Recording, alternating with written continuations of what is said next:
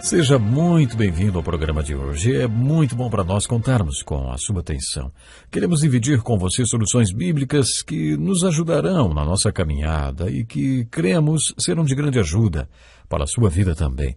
Hoje concluiremos o estudo sobre as prescrições bíblicas contra a ansiedade.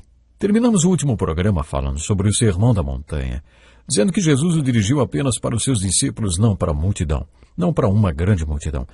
Jesus deu um ensino estratégico, visando fazer de nós, seus discípulos, sal e luz para este mundo. Devemos nos lembrar que Jesus falou para um grupo de pessoas que não vivia em uma democracia.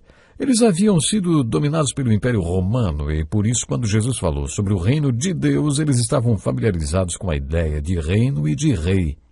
Além disto, metade da população daquele tempo era formada por escravos. Quando um reino conquistava outro, escravizava seus cidadãos.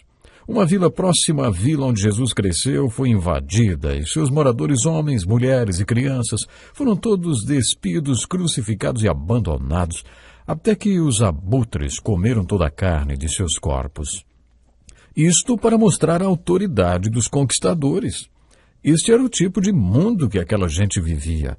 Por isso eles sabiam o peso das palavras de Jesus. Ninguém pode servir a dois senhores. O escravo sabia muito bem o que significa isso. Ele não tinha direito à opinião e nem vontade própria, e só podia fazer aquilo que seu senhor permitisse. Eles sabiam bem qual era o relacionamento entre um senhor e um escravo. E Jesus falou: vocês não podem servir a Deus e ao dinheiro. Deus é o seu senhor e rei. Os profetas do Velho Testamento se apresentavam como servos de Deus. Os apóstolos iniciavam suas cartas se apresentando como servos de Jesus Cristo. Eles sabiam o que significava ser servo. E será que nós sabemos? Se você é um servo, não pode ter dois senhores. E se Deus é o seu senhor, você é escravo dele. O Velho Testamento define muito bem esse conceito. Em Deuteronômio capítulo 6, versículo 13, nós lemos assim: temam o Senhor, o seu Deus, e só a Ele prestem culto. Você se lembra dessas palavras? Elas foram usadas por Jesus quando ele foi tentado. Com o Velho Testamento aprendemos que Deus deve estar em primeiro lugar em nossas vidas. O Novo Testamento diz: Jesus é Senhor e só Jesus é o Senhor. E o que significa servir ao dinheiro ou a mamon, de acordo com o original grego? Reflita um pouco. Você conduz sua vida do jeito que tem conduzido porque assim você ganha dinheiro, é? Onde está o seu coração? Onde estão seus tesouros? Qual é a sua perspectiva de vida? Você tem uma perspectiva de vida positiva e saudável? O seu corpo é cheio de luz e de alegria ou de trevas e tristeza, hein? Você tem uma perspectiva dupla e sofre de problema de personalidade? Você está servindo a Deus ou ao materialismo? Jesus queria que pensássemos sobre isto. A quem ou a que você serve diariamente? Em que você pensa o dia inteiro? No que você pensa o dia inteiro, o que você faz o dia inteiro, o que você deseja todos os dias, com que você se preocupa todos os dias, em quem você confia todos os dias. Antes de entender a prescrição de Jesus para a ansiedade, você precisa descobrir o que lhe causa ansiedade. Depois de falar sobre os tesouros do mundo e os tesouros do céu e sobre servir a dois senhores, Jesus disse em Mateus capítulo 6, versículo 25, não se preocupem com a sua própria vida quanto ao que comer ou beber, nem com seu próprio corpo quanto ao que vestir. Não é a vida mais importante do que a comida e o corpo mais importante do que a roupa? Vocês não acham tudo isso muito profundo? Afinal de contas, qual é o propósito da sua vida?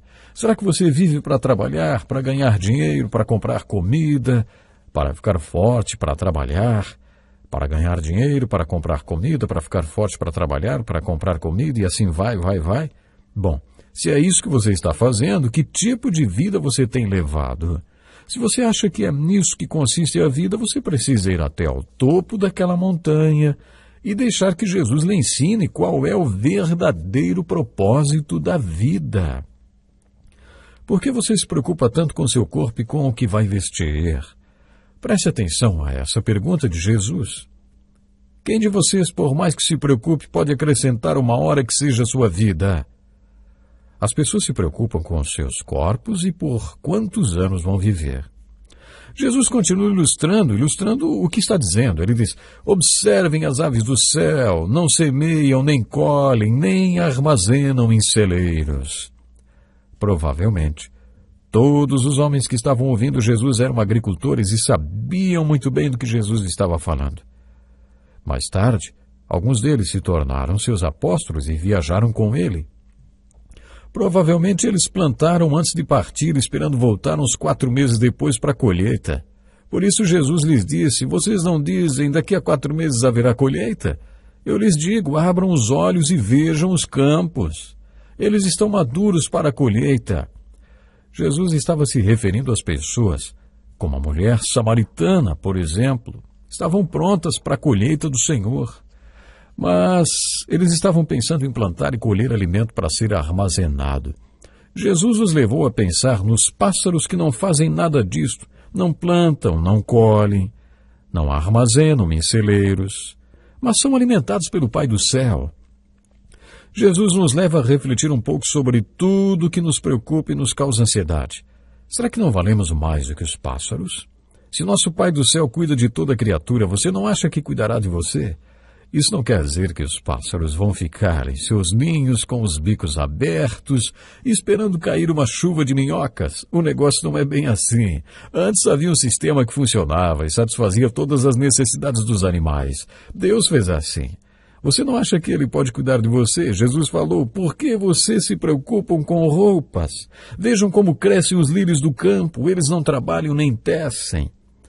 Contudo, eu lhes digo que nem Salomão em todo o seu esplendor vestiu-se como um deles. Se você tivesse a oportunidade de visitar o local onde Jesus falou essas palavras e ver aqueles montes junto ao mar da Galileia, cobertos de flores, saberia exatamente o que Jesus se referia naquela hora. Jesus continuou: se Deus veste assim a erva do campo que hoje existe, amanhã é lançada no fogo, não vestirá muito mais a vocês, homens de pequena fé. Esta é a parte da prescrição de Jesus contra a ansiedade. Depois de repetir mais uma vez: portanto, não se preocupem dizendo o que vamos comer, ou o que vamos beber, ou o que vamos vestir. Aí Jesus falou porque não devemos nos preocupar. Ele diz: os pagãos é que correm atrás dessas coisas. A segunda razão é: o Pai Celestial sabe que vocês precisam delas. E a seguir, Jesus finaliza então dizendo: busquem, pois, em primeiro lugar o reino de Deus e a sua justiça. Jesus estava se referindo à vontade de Deus para a sua vida. Deus é o seu rei, seu Senhor. Deixe-o mostrar a vontade dele para a sua vida. Deixe-o mostrar o que é certo para você. Entregue-se a esta vontade. E aí, complementamos com o que Paulo escreveu na carta de Filipenses: o meu Deus suprirá todas as necessidades de vocês, de acordo com as suas gloriosas riquezas em Cristo Jesus. Sabe de uma coisa? Paulo entendia profundamente tudo que Jesus tinha ensinado.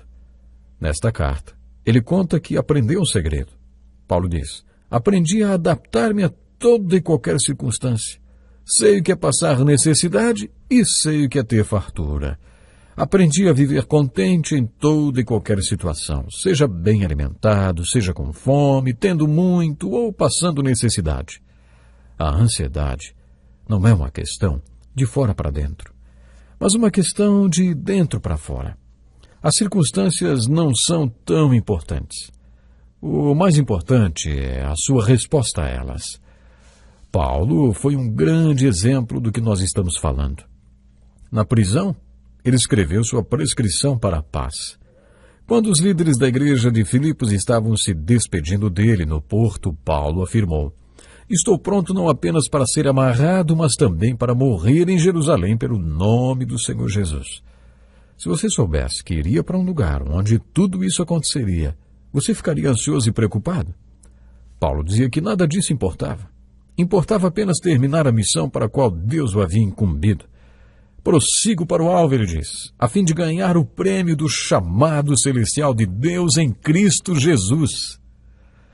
Qual era o segredo de Paulo? Este era o alvo principal de sua vida: cumprir o chamado de Deus. O reino de Deus e a vontade de Deus estavam em primeiro lugar na sua vida. Enquanto isso, Deus satisfazia todas as suas necessidades. Por isso ele podia ser açoitado e jogado em uma prisão. Isso não importava. Este era o segredo de Paulo. Ele não considerava sua vida preciosa demais. O que mais importava era o ministério com o qual ele tinha se comprometido. Esta é a prescrição de Jesus Cristo contra a ansiedade. Eu vou repetir de maneira bem resumida. Ataque sua ansiedade. Você sabe o que acontece quando as pessoas têm aqueles ataques nervosos? É a ansiedade delas atacando. O princípio das Escrituras é: vença o mal com o bem. Ao invés de ser atacado pela cobiça, ataque a cobiça. Existe uma prescrição para isso. Falaremos mais sobre isso em outra oportunidade. Bom, mas por agora guarde isso. Não seja atacado pela ansiedade, mas ataque a ansiedade antes. Com o quê? Com o seu sistema de fé. Vou repetir. Não seja atacado pela ansiedade, mas ataque a ansiedade antes. Com o quê? Com o seu sistema de fé. Quando você tem um ataque de ansiedade, sabe o que está acontecendo? Você está duvidando dos seus princípios de fé. Fortaleça-os. Foi isso que Jesus disse no final do Sermão da Montanha. Todas as suas perguntas nos levam a pensar no reino de Deus e na sua vontade. Entregue-se a isto. Sabe, é muito importante para a sua vida. Você não pode servir a 2 senhores. Deve seguir e servir apenas um. E aí você vai conquistar tesouros no céu. Comprometa-se incondicionalmente com o reino de Deus e com a sua vontade. Confesse os valores de Jesus Cristo na sua vida dia a dia. Existe a linguagem da ansiedade, mas existe também a linguagem da serenidade e da paz.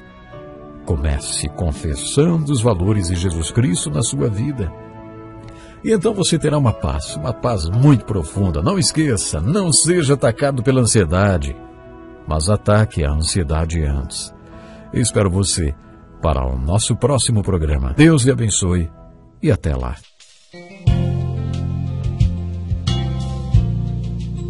Este é um estudo escrito pelo Dr. Dick Woodward, na voz do pastor Edson Bruno. Até o nosso próximo encontro com a palavra.